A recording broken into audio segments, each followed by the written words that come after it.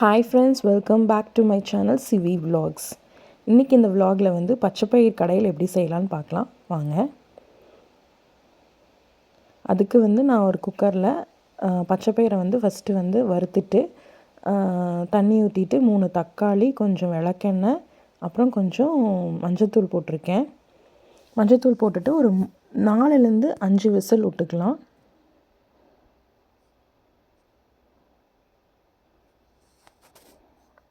அப்புறம் நான் இதுக்கு வந்து மண் சட்டி எடுத்திருக்கேன். நீங்கள் வந்து பேன் எடுத்துக்கலாம். அதில் கொஞ்சம் தேங்காய் எண்ணெய் விட்டுட்டு கொஞ்சம் சீரகம், சின்ன வெங்காயம், அப்புறம் கொஞ்சம் கருவேப்பிலை சேர்த்துருக்கேன். சேர்த்துட்டு நல்லா வந்து வணக்கிக்கலாங்க. இது கூடவே நான் கொஞ்சம் 3 கத்திரிக்காய் எடுத்திருக்கேன். அப்புறம் ஒரு தக்காளி நம்ம வேக வச்சுருந்தோம் இல்லைங்களா, அதுலேருந்து ஒரு தக்காளி எடுத்து நல்லா மசிச்சு விட்டுக்கலாம். மசிச்சு விட்டுட்டு நல்லா வணக்கிக்கலாங்க.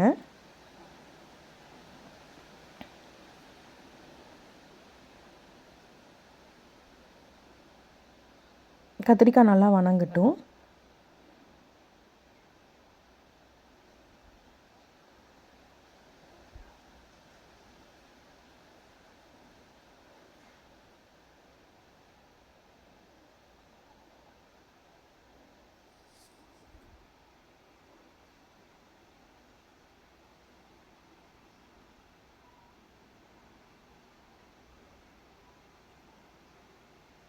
இது கூடவே நான் வந்து ஒரு 3 பல் பூண்டை வந்து நல்லா தட்டி சேர்த்துருக்கேன். பூண்டு சேர்த்திங்கன்னா ரொம்ப மணமாக இருக்கும். உங்களுக்கு வந்து இது ட்ரையாக இருக்குது அப்படின்னா பச்சைப்பயிர் தண்ணி வடித்து வச்சுருந்தோம் இல்லைங்களா, அதுலேருந்து கொஞ்சம் ஆட் பண்ணிவிட்டு நான் வந்து கல் உப்பு போட்டிருக்கேன். உப்பு வந்து உங்களோட டேஸ்ட்டுக்கு ஏற்ற மாதிரி போட்டுக்கோங்க. அப்புறம் இதில் 1½ ஸ்பூன் வந்து சில்லி பவுடர். இந்த மாதிரி வந்து செஞ்சிங்கன்னா கல்யாண வீட்டில் இருக்க பச்சைப்பயிறு மாதிரியே ரொம்ப டேஸ்ட்டாக இருக்கும். செஞ்சு பாருங்கள். இது கூட கொஞ்சம் பெருங்காயத்தூள் ஆட் பண்ணி நல்லா கலந்து விட்டுக்கலாம். இது ஒரு 2 நிமிஷம் வந்து நல்லா வேகட்டும்.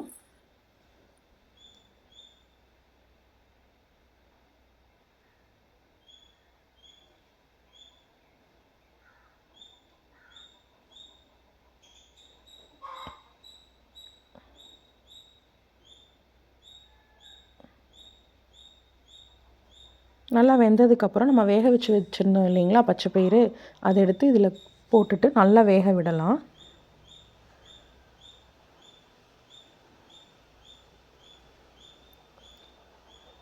இது வந்து க்ளோஸ் பண்ணிடலாம். அந்த பச்சைப்பயிறு தண்ணி எடுத்து வச்சுருந்தீங்களா, ரசத்துக்கு எடுத்து வச்சுட்டு மீதி வந்து இந்த பானையில் ஊற்றிட்டு நல்லா வேக விடலாங்க.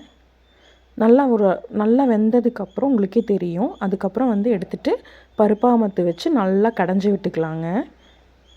நல்லா கடைஞ்சதுக்கப்புறம் வந்து ஃபைனலாக பார்த்திங்கன்னா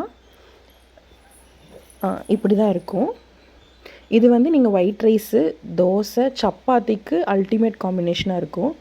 கடைசியில் வந்து தேங்காய் சேர்த்திக்கலாம். தேங்காய் தான் இதோட ஹைலைட்டேங்க. இது சேர்த்து சாப்பிட்டு பாருங்கள், டேஸ்ட் வேறு லெவலில் இருக்கும். சேர்த்துட்டு இல்லை கடைசியில் நல்லா கடைஞ்சி விட்டுக்கலாம்.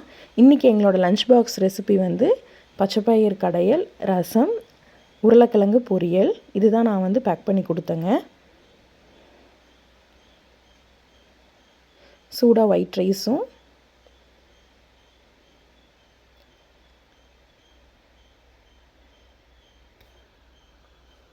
பச்சைப்பயிர் கடையல், உருளைக்கிழங்கு பொரியல்.